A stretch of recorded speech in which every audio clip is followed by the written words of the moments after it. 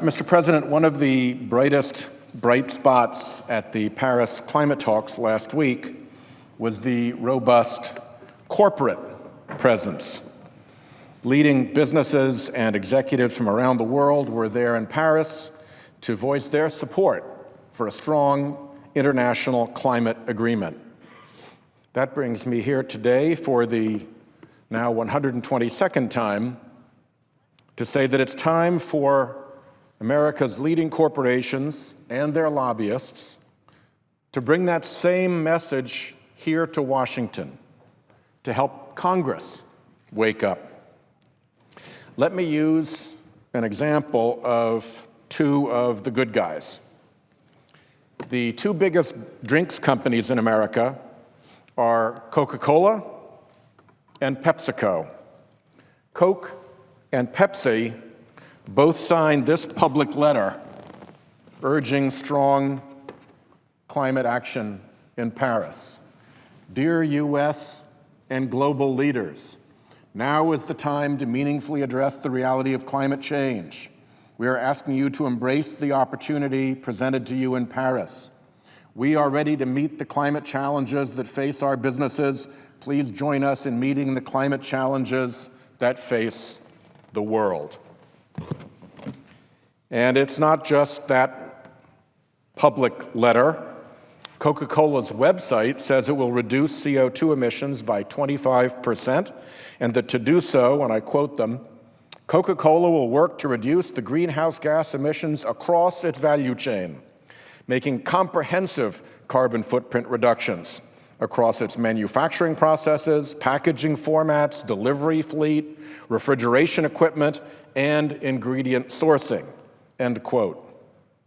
Coca-Cola also says, and I'll quote them again, we continue to partner with peer companies, bottling partners, NGOs, governments, and others in addressing our greenhouse gas emissions and encouraging progress in response to climate change.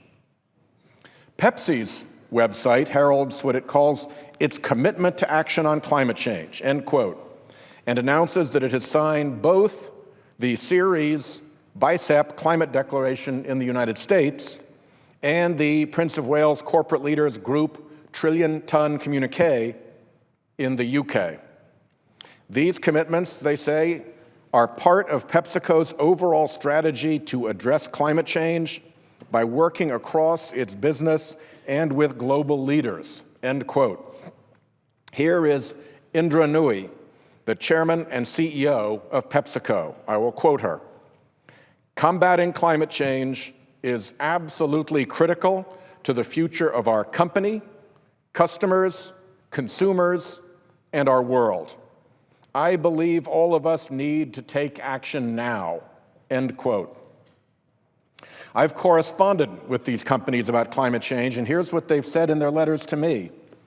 In March 2013, Coke said, we recognize that climate change is a critical challenge facing our planet, with potential impacts on biodiversity, water resources, public health, and agriculture.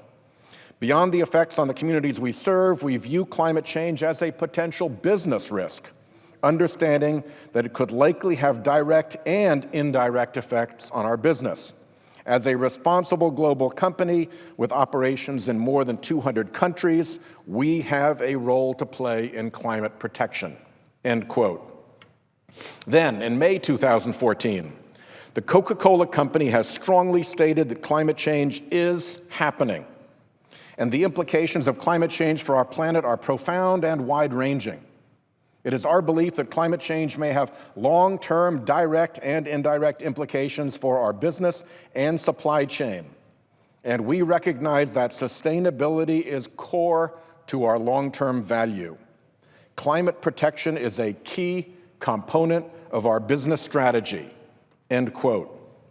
And in August of this year, Coca-Cola joined 12 other corporations at the White House pledging our support for the American Business Act on Climate Pledge. Climate protection has been a key focus of Coca-Cola for decades, end quote. Pepsi said in a letter of February 2013, PepsiCo applauds your efforts to address climate change by focusing congressional attention on the issue. At PepsiCo, we recognize the adverse impacts that greenhouse gas emissions have on global temperatures, weather patterns, and the frequency and severity of extreme weather and natural disasters. These impacts may have significant implications for our company. Accordingly, responding to climate change is integrated into PepsiCo's business strategy. And in September of this year, Pepsi wrote, "We look forward to providing further support on the road to Paris, demonstrating that actions by business in climate are not only good for the environment, but good for business." That's all great stuff. Here's where it gets a little strange. Coke and Pepsi have a trade association, the American Beverage Association, that lobbies for the soft drinks industry. And they also support the business lobbying group, the U.S. Chamber of Commerce. Indeed, the American Beverage Association sits on the board of the U.S. Chamber of Commerce and contributes to it a lot of money. Here's the official position of the American Beverage Association on climate change from its website. Quote, "Each of America's beverage companies has set goals to lower our emissions over time while continually improving efficiency. And our companies have pledged to work with government leaders, environmental organizations, and other businesses to ensure these emission reductions are happening throughout the United States." End quote. They even have a beverage industry environmental roundtable. But do they lobby us about this in Congress? I have never seen any sign of it. When the American Beverage Association thought Congress might impose a soda tax to fund health care, then they lobbied like crazy, nearly $30 million worth of lobbying expenditure. They know how to lobby when they want to. But on climate, I've never seen it. And as for the U.S. Chamber of Commerce, everyone in Congress knows that the U.S. Chamber of Commerce is dead set against Congress doing anything serious about climate change. The U.S. Chamber is a very powerful lobby group, and its power in Congress is fully dedicated to stopping any serious climate legislation. They are implacable adversaries of climate action, and we see their hostility everywhere. At one point, the U.S. Chamber wrote to me to say I had mischaracterized its position on climate change. Quote, "Even a cursory review of our stated views on climate change," wrote Chamber President and CEO Tom Donahue, "shows that the Chamber is not debating the existence of climate change or that human activity plays a role." Well and good, but here's what I wrote back. And I'd like to ask unanimous consent that my full letter be added as an exhibit at the end of my remarks. Without objection. I wrote back, "I am in politics in Washington, and I see the behavior of your organization firsthand. There is no way to reconcile what I see in real life around me with the assurances in your letter that you treat the climate problem in any way seriously." I then offered a list of the many ways the U.S. Chamber actively opposes climate legislation and concluded, quoting the letter, "In every practical way in which your organization brings pressure to bear on the American political process, I see you bringing it to bear in line with the big carbon polluters and the climate denial industry. And given the powerful and relentless way in which you bring that pressure to bear on our system in the service of your own First Amendment rights, I hope you will accept that I have the right to express my own views under that same First Amendment." End quote. In sum, the U.S. Chamber of Commerce has a terrible record on climate change.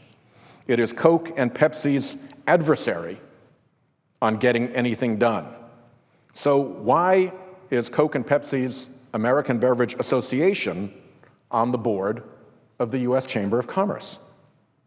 The result is that Coke and Pepsi take one position on climate change in their public materials and in Paris and throughout their internal corporate effort, But here, in Congress, where the rubber meets the road on legislating, where the lobbying meets our legislative efforts, their lobbying agencies don't support their position.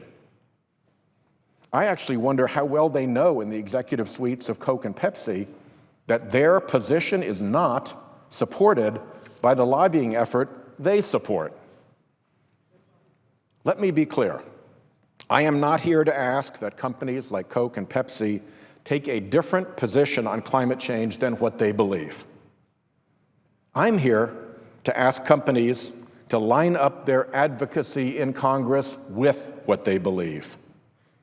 My ask is simple. Match your advocacy in Congress with your policy. Don't outsource your advocacy to entities that take the opposite position from you, not on an issue of this magnitude. This is too important an issue for great American companies to say one thing when they're talking to the public and have their lobbying agencies saying something completely different when they come to Congress. I've asked Coke and Pepsi about this discrepancy between their policy and these organizations' advocacy, and here's what they say. From Pepsi, the Chamber is an important partner for PepsiCo on critical tax and trade matters. However, our positions on climate change have diverged. From Coke, the Coca-Cola Company belongs to a wide range of organizations through which we gain different perspectives on global and national issues. However, these groups do not speak on our behalf. Well, if their positions have diverged, and these organizations don't speak for them on this issue, why keep supporting one of the leading political opponents of meaningful climate action? And if you insist on supporting the entities who lobby against you on climate change, then the question becomes, what are you doing in Congress to lobby back? What are your countermeasures to dispel the voice of these agencies that you are supporting? Climate change is not just any other issue. It's so big an issue that the world's leaders just gathered in Paris to address it, in the largest gathering of world leaders in history. It's so big an issue that it has its own page on Coke and Pepsi's websites, and indeed on the websites of most major American corporations. It's so big an issue that our former Pacific commander, Admiral Locklear, said it was the biggest national security threat we face in the Pacific theater. To use Admiral Locklear's exact words, climate change is probably the most likely thing that is going to happen that will cripple the security environment, probably more likely than the other scenarios we all often talk about. End quote. Around here in Congress, the bullying menace of the fossil fuel industry is everywhere. The U.S. Chamber is their vocal advocate. And if companies like Coke and Pepsi don't push back against this group that they fund, that choice has real consequences here. That choice says to Congress, this issue isn't really all that serious to us. That choice says to the individual members over here, if you cross the fossil fuel boys, don't count on us to have your back. I recently received a letter from ExxonMobil. It says, and I quote, ExxonMobil has for a number of years held the view that a revenue-neutral carbon tax is the best option. A carbon tax could help create the conditions to reduce greenhouse emissions in a way that spurs new efficiencies and new technologies. This is ExxonMobil. The revenue-neutral carbon tax could be a workable policy framework for countries around the world and the policy most likely to preserve the ability of every sector of society to seek out new efficiencies and new technologies. End quote.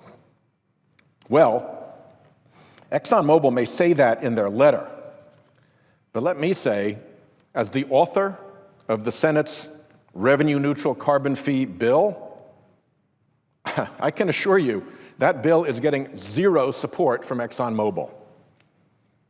ExxonMobil is playing a double game with statements like they made in the letter to me, on the one hand, but on the other hand, all of its massive lobbying clout directed against doing anything serious on climate.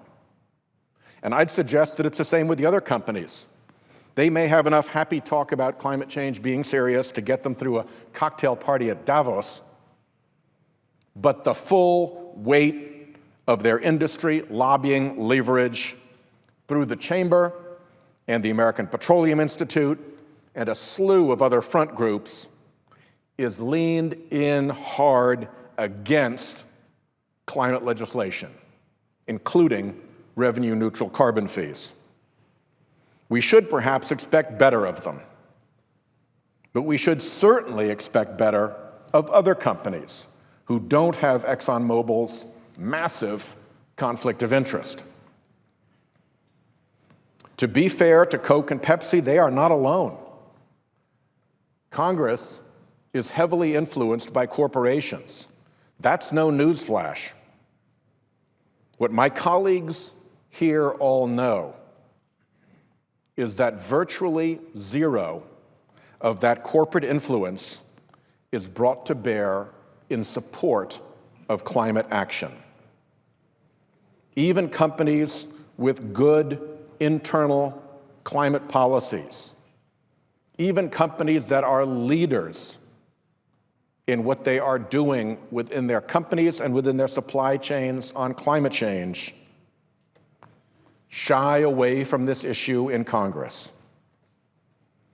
The result is that on one side, the fossil fuel industry maintains a desperate grip on Congress to stop any climate action. They lean on Congress hard to get their way. And on the other side, the rest of corporate America has virtually nothing to say in Congress on climate change. Maybe on their websites, maybe in their public relations, certainly through their sustainability departments, in some cases from their CEOs, but from their lobbyists and from the trade associations and lobbying organizations who represent them here in Congress, the silence is deafening. The corporate effort in Congress to get something done on climate change rounds to zero. I'm in Congress, and I'm here to say, we need you guys to show up.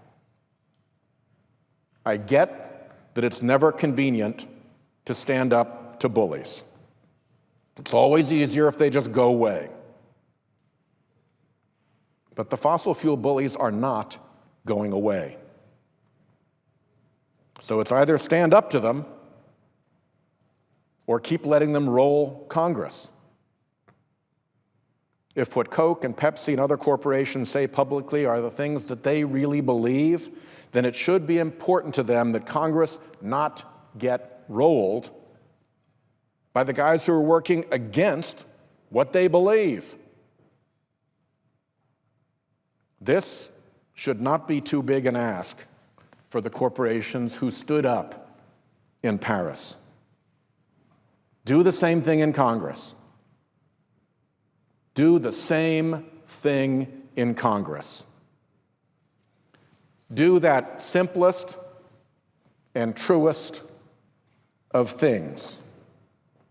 Stand up for what you believe. It's time to wake up, but it's also time to stand up. And what a difference you will make. I yield the floor.